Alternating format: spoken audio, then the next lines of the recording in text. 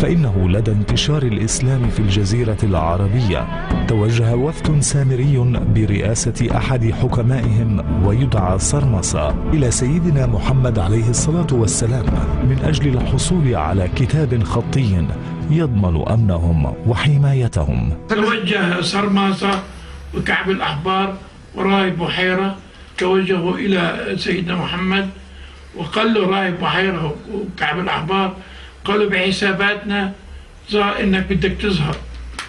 قال له وما خطبك يا سامري؟ قال له أنا في عندك علامة بين كتفيك، إذا كانت موجودة أنت محمد.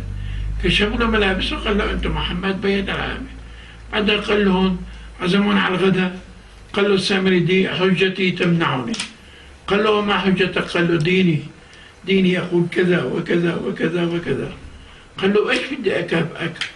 قال له الاسلام سوف ينتشر، ارجو اعطائي ذمام يكون امان لطائفتي. فكان لهم ما ارادوا، حيث امر الرسول الاكرم بان يكتب للسامريين عهد جاء فيه: انا محمد ابن عبد الله ابن عبد المطلب أمرت أن يكتب للسامرة أمان وضمانا على دينهم وديارهم.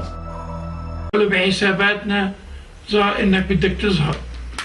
قال له وما خطبك يا سامري؟ قال له أنا في عندك علامة بين كتفيك، إذا كانت موجودة أنت محمد.